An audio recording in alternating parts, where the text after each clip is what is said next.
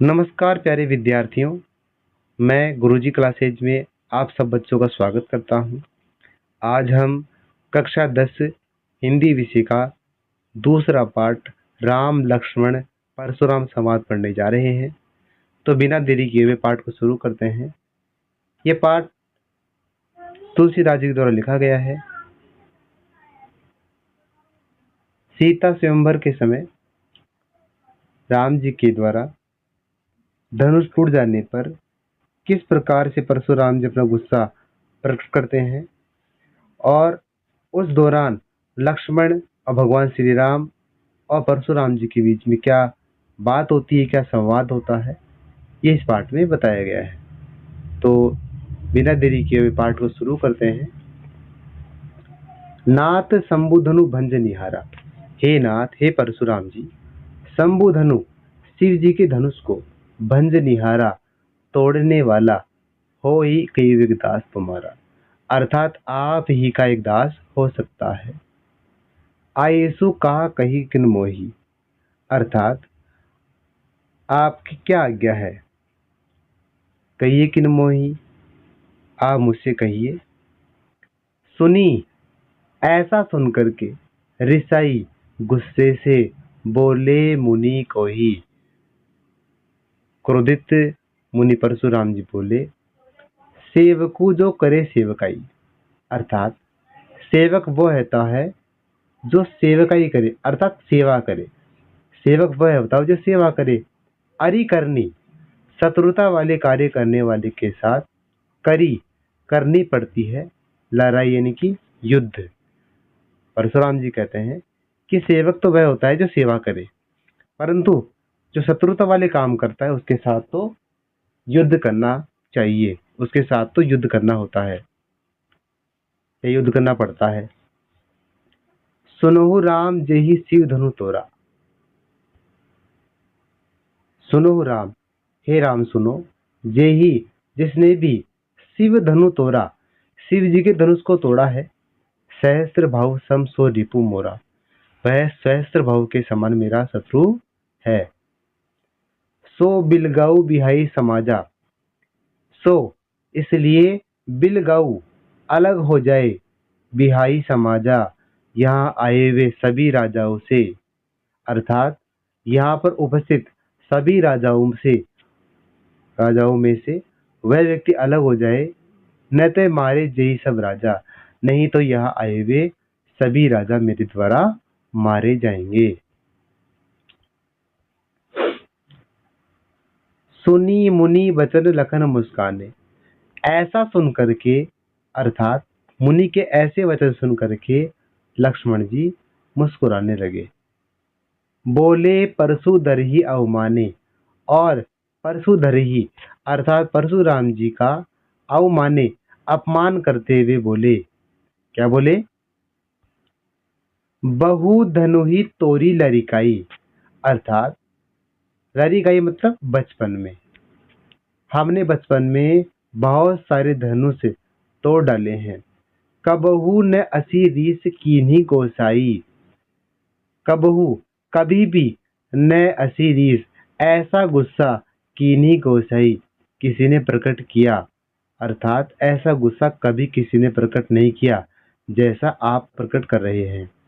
यही धनु पर ममता के ही हेतु, यही धनु, इसी धनुष पर आप इतनी ममता क्यों दिखा रहे हैं। सुनी रिसाई कह भृगुकुल केतु, ऐसा सुन करके भृगुकुल केतु परशुराम जी रिसाई गुस्से से बोले। रे नरप बालक, अरे राजकुमार, राजा के बालक, काल बस बोलत तो ही ना संभार, काल के वशीभूत होकर के तुम संभार, अर्थात अपनी वाणी को संभल कर प्रयोग नहीं कर रहे हो। धनु ही सम त्रिपुरारी विदित सकल संसारा, धनु ही सम अर्थात त्रिपुरारी अर्थात शिव जी के धनुष के समान इस दुनिया में कोई दूसरा धनुष ही नहीं है। इस बात को पूरा संसार जानता है।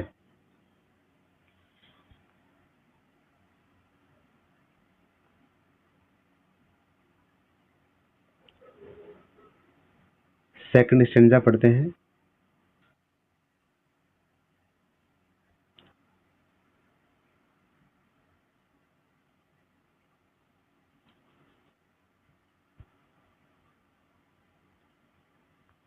दूसरे स्टेंजा में, दूसरे पद्यांश में हम पढ़ेंगे कि लक्ष्मण जी उपवास करते हुए परशुराम जी से विभिन्न प्रकार के विचार बताते हैं या बहुत सारे व्यंग्य से परिपूर्ण बातें उनसे करते हैं, जिससे परशुराम जी और ज्यादा गुस्सा हो जाते हैं। तो चलिए दूसरा पैराग्राफ पढ़ते हैं। लखन कहा हंसी हमरे जाना, लखन कहा हंसी हमरे जाना, लक्ष्मण जी ने कहा हंसी हंस करके, लक्ष्मण जी ने हंस करके कहा हमरे जाना, हमने तो कल यही जाना है। सुनहु देव, हे परशुराम जी सुनो, सब धनुष समाना, कि सारे धनुष एक ही समान होते हैं। हमने तो यही जाना है कि सारे धनुष एक समान ही होते हैं। का क्षति अर्थात क्या हानि, लाभु लाभ, जून पुराने धनु तोड़े अर्थात इस पुराने धनुष को तोड़ने से न तो हमें कोई हानि हुई है और न ही कोई लाभ प्राप्त हुआ है। देखा राम नयन के भोरे, ये तो भगवान श्री राम से आंखों के धोखे से ही टूट गया है, अर्थात ये तो देखने से टूट गया है। छुअत टूट रघुपति न दोषु, ये तो छूते ही टूट गया, इसमें रघुपति का कोई दोष नहीं है, कोई भी दोष नहीं है।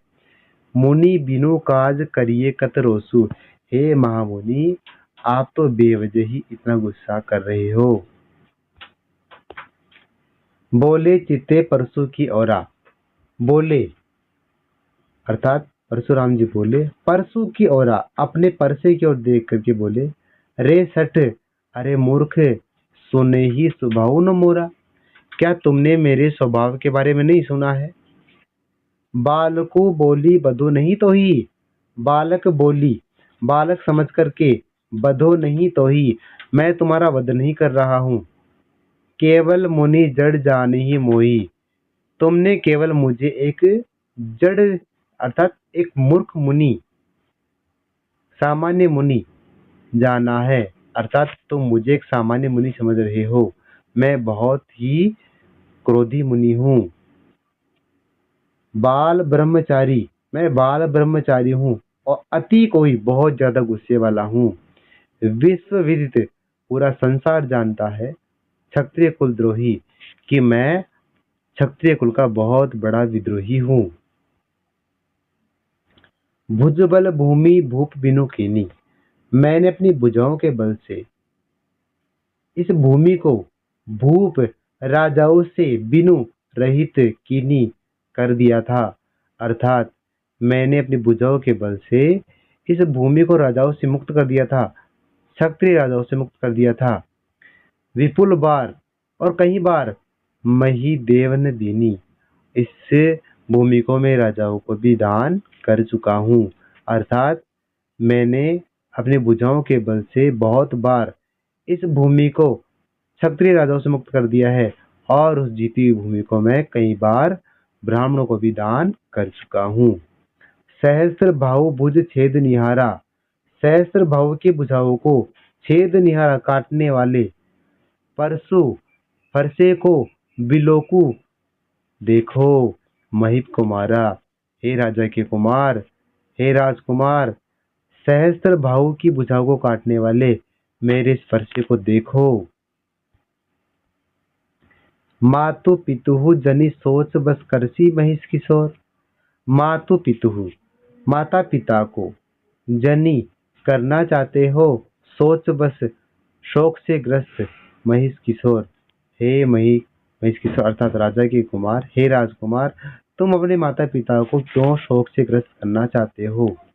गर्भनय के अर्भक दलप, अर्थात गर्भ में पल रहे बच्चे को भी दलन को चलने वाला परसु मोर अति घोर, मेरा ये परसा बहुत भयंकर है, ये इतना भयंकर है कि गर्भ में पल रहे बच्चे को भी नहीं छोड़ता है।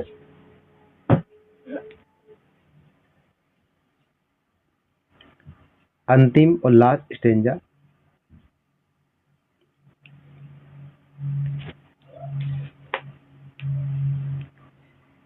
इस पद्यांश में परशुराम जी की बातें सुन करके लक्ष्मण जी मुस्कुराते हैं और बहुत ही मधुर वाणी में बोलते हैं, स्वामी लगता है आप अपनी बातों से हमें डरा देंगे।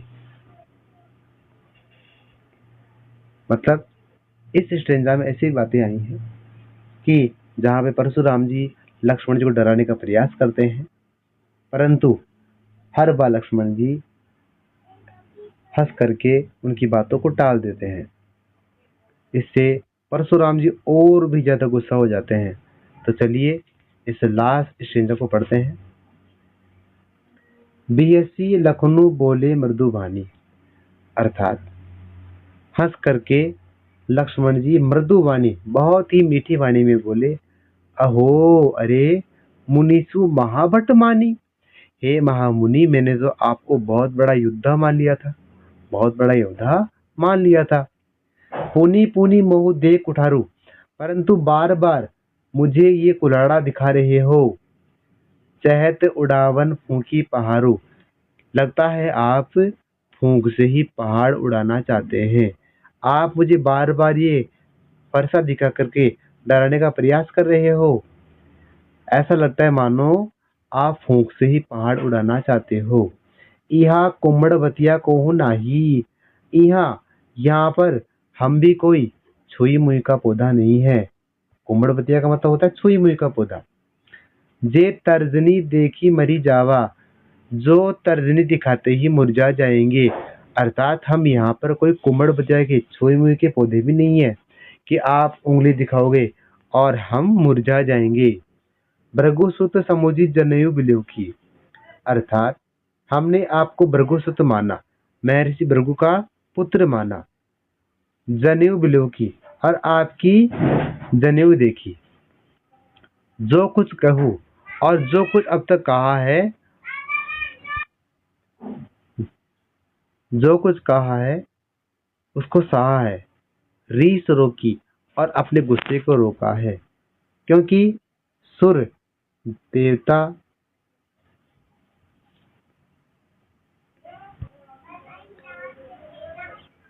ब्राह्मण भगवान के भक्त और गाय पर हमारे कुल में वीरता का प्रदर्शन नहीं किया जाता। हमारे कुल में देवता ब्राह्मण भगवान के भक्तों पर और गाय पर वीरता का प्रदर्शन नहीं करते।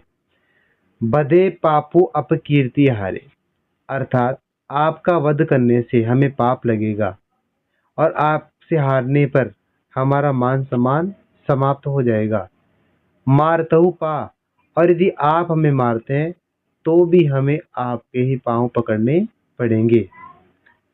परंतु कोटि कुलिस सम वचन तुम्हारा, परंतु आपके तो वचन ही कोटि करोड़ों करोड़ों कुलिस वज्र के सम समान है। व्यर्थ दरहु धनु बाण कुठारा, आपने तो बेकार में ही ये धनुष बाण और ये फरसा धारण कर रखा है। आपकी तो वह बातें ही वज्र के समान कठोर हैं। जो बिलो की अनुचित कही क्षमोहु महामुनि, जो भी अनुचित कहा है अब तक उसके लिए है महामुनि आप मुझे क्षमा कर दीजिए।